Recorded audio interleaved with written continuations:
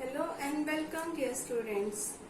आज की हमारी जो क्लास है वो इंग्लिश ना होकर के इकोनॉमिक्स से रिलेटेड है। इकोनॉमिक्स में बच्चों को नेशनल इनकम, मैक्रो इकोनॉमिक्स का एक चैप्टर स्टार्ट करने जा रहे हैं, नेशनल इनकम, जो कि बहुत ही ज्यादा इम्पोर्टेंट है। तो नेशनल इनकम में बच्चों को बहुत सारी प्रॉब्लम्स होती हैं, लाइक उसके कैलकुलेशन से रिलेटेड, उसके एग्रीगेट से, उसके कॉन्सेप्ट से बच्चों को नहीं समझ आते सबसे पहले, तो वो आज हम आपको बताने जा रहे हैं। तो let's start with the meaning of national income. But meaning से पहले हमको ये जानना जरूरी है इनकम क्या है, इनकम कैसे आती है, किसी भी नेशन में इनकम किस तरह जनरेट होती है। तो बच्चों सिंपल सी बात है, इनकम हमें क्यों चाहिए होती है?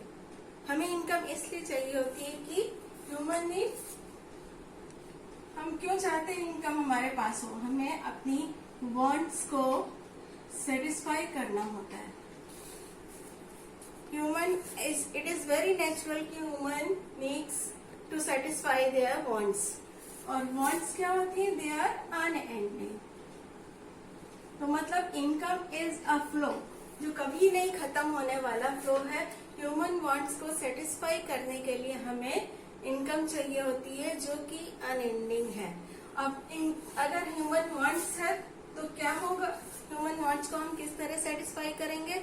जो भी हमारी नीड्स होगी, लाइक अगर हमें टीवी चाहिए, हमें खाना चाहिए, हमें टेबल चाहिए, चेयर चाहिए, तो उसके लिए हमें वो चीजें प्रोड्यूस करनी पड़ेंगी। हम मार्केट जाएंगे, मार्केट में डिमांड करेंगे, तो हमारी डिमांड को सेटिस्फाई करने के लिए प्रोडक्शन स्टार्ट होगा। तो उससे स्टार्ट होता है प्रोडक्शन। तो ह्यूमन वांट्स पहली चीज है। दूसरी चीज है, ह्यूमन वांट्स को सेटिस्फाई करने के लिए प्रोडक्शन स्टार्ट होता है। अब प्रोडक्शन स्टार्ट होने के बाद में इनकम जनरेट होती है। मतलब जब प्रोडक्शन होगा तो ह्यूमन अपनी वांट्स को सेटिस्फाई करने के लिए चीजों को खरीदेगा। तो हम यहाँ पर क्या कह सकते हैं? Production generates income.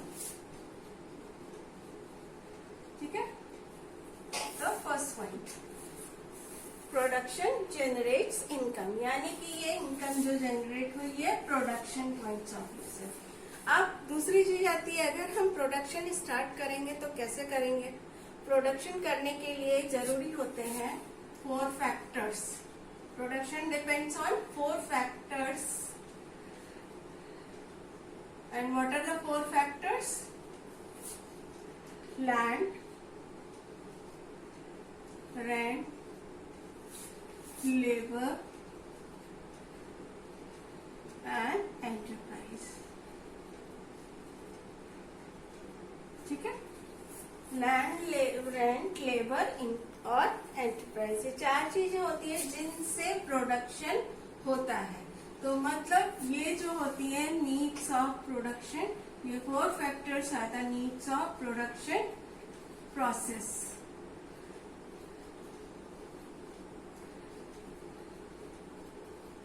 ठीक है, अब ये प्रोडक्शन प्रोसेस के लिए जरूरी थी, यानी कि इनको मिलने वाली जो इनकम है उसको भी हम इनकम कह सकते हैं, क्योंकि जो ये 4 चीजें ही प्रोडक्शन कर रही हैं और फिर ये ह्यूमन वांट्स को satisfy, and they are related to human beings. ये सारी चीजें ह्यूमन से ही तो आती है, क्योंकि ह्यूमन ही लेबर करता है, ह्यूमन ही एंटरप्राइज करता है, ह्यूमन ही लैंड प्रोवाइड करता है, ह्यूमन ही रेंट करता है। तो यानी कि इन चारों को मिलने वाली इनकम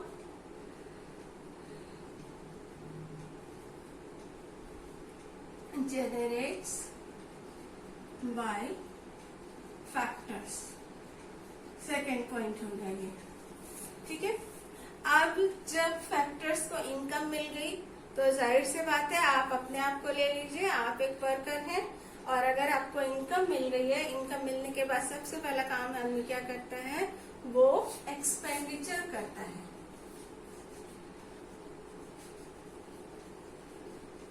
ठीक है, तो जो भी आपको इनकम मिली, या अगर आप सपोज कुछ इनकम बच जाती है आपसे, तो आप सेविंग कर लेते हैं उस इनकम की।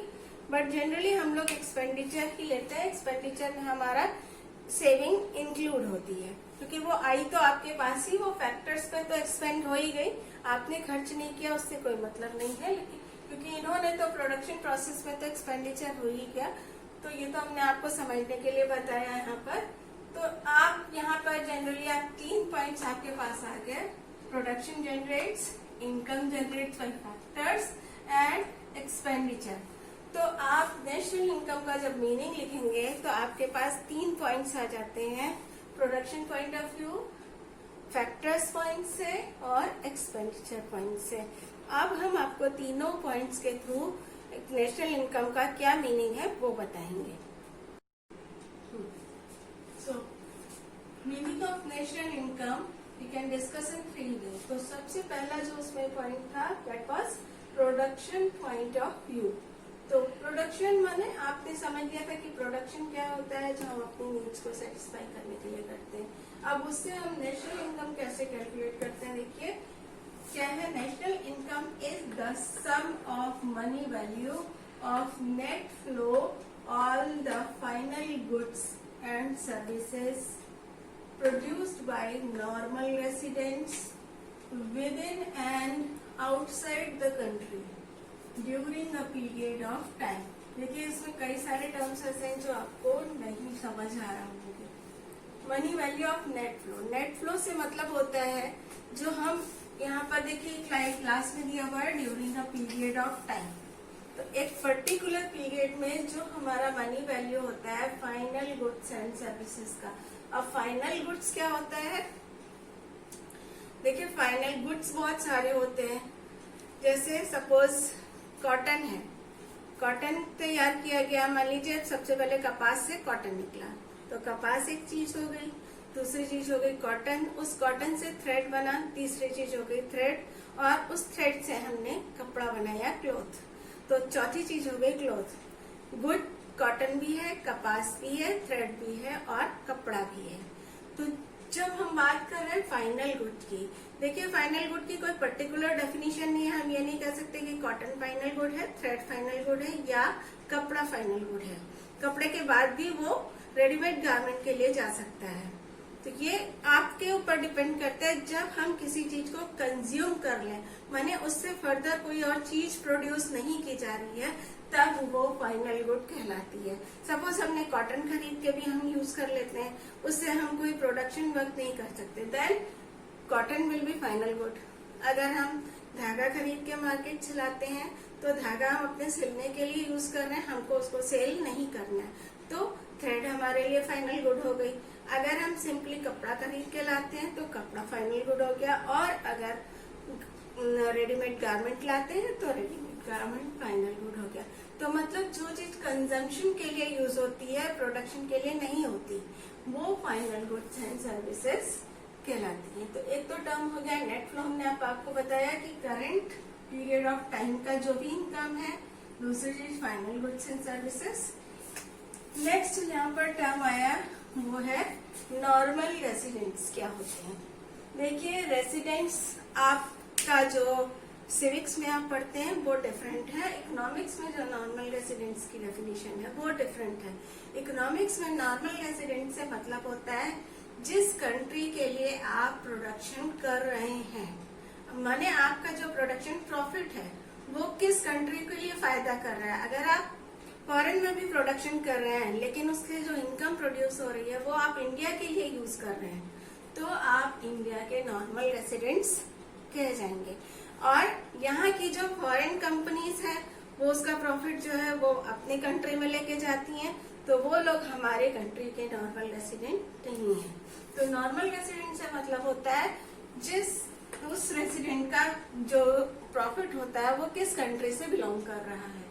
तो जो नॉर्मल चाहे वो उस कंट्री में है चाहे वो कंट्री से बाहर है, बाउंड्री लाइन से हमें कोई मतलब नहीं है, बस उसके बेनिफिट से मतलब है, उसके बेनिफिट्स किस कंट्री को बिलोंग कर रहे हैं। तो आप सिंपल आप डेफिनेशन जोड़ लीजिए। अभी तो हमने आपको ये टर्म्स बताए जो कि आपको हर डेफिनेशन में मिलेंगे, तो हम बार बार इस चीज को हम नहीं बताएंगे, इसमें हमने आपको सब चीज बता दी।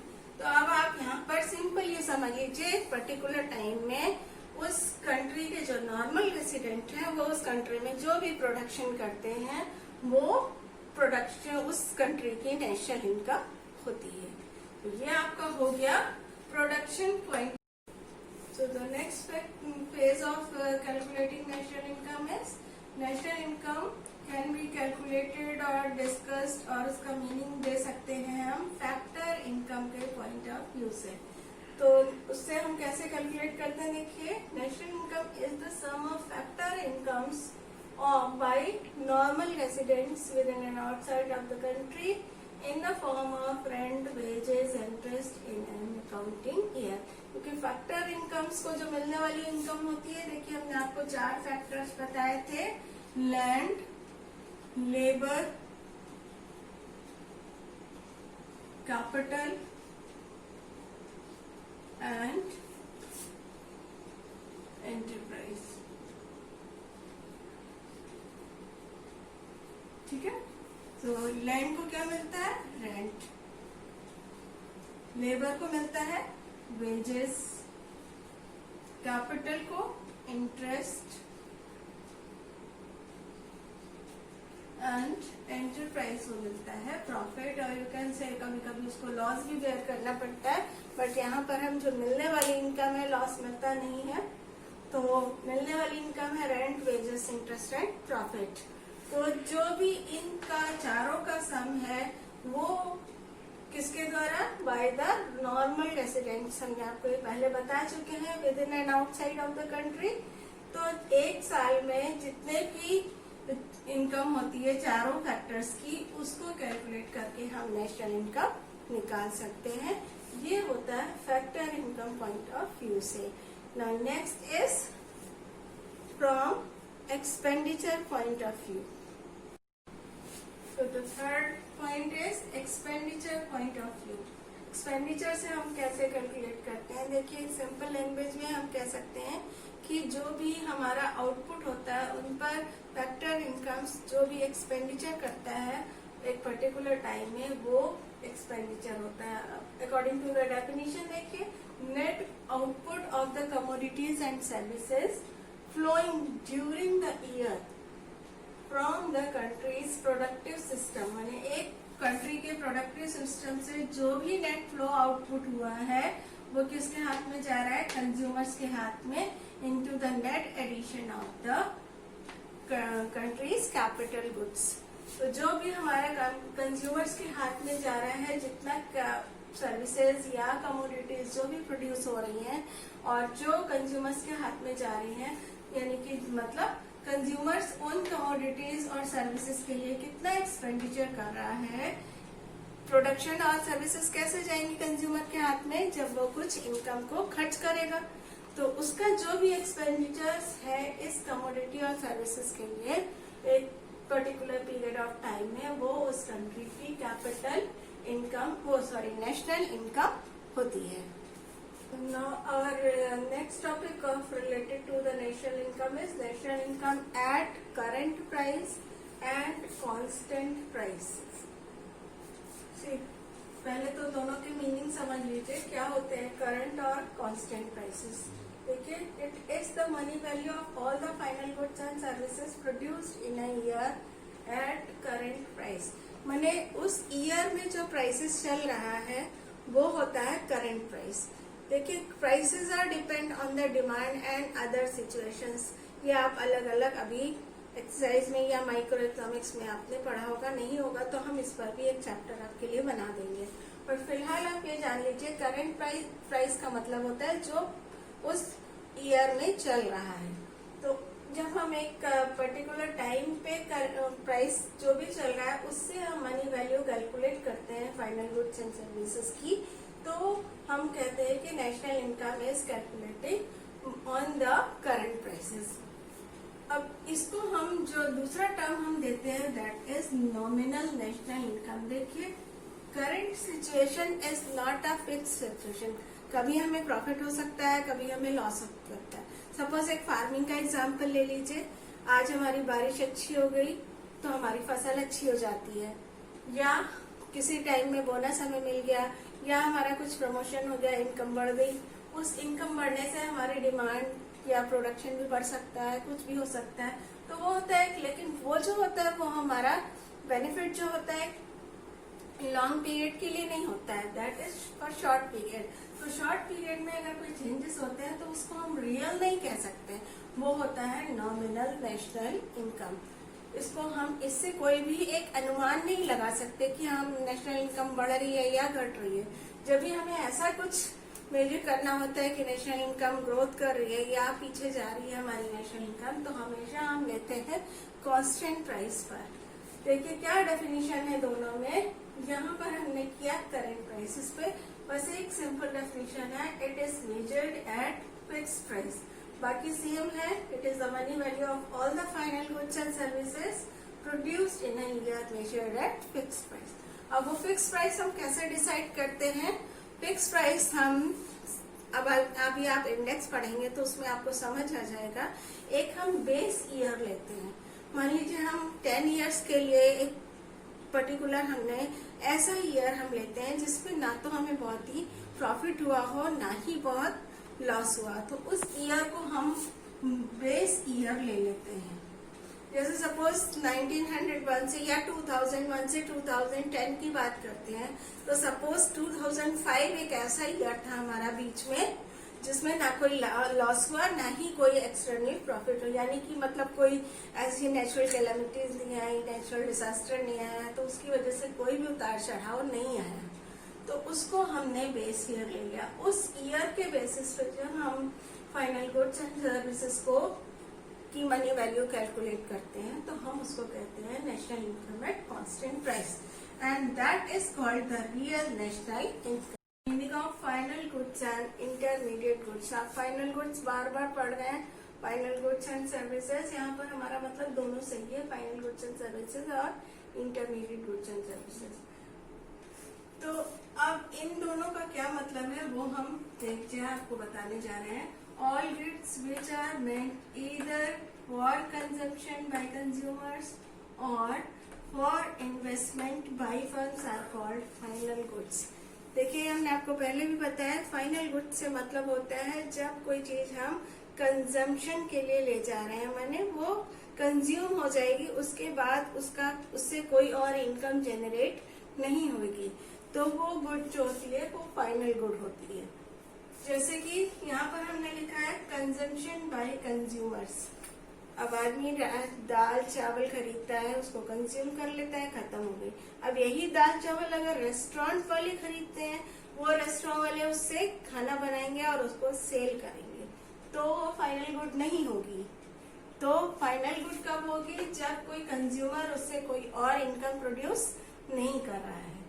तो यहाँ पर कोई भी चीज कंज्यूमर अगर खरीदता है कंजम्पशन के लिए, ठीक। और इन्वेस्टमेंट बाय फर्म, अब आप कहेंगे कि फर्म्स जो है वो तो जनरेट करती है प्रोडक्शन, तो वो कैसे फाइनल गुड्स प्रोड्यूस करती?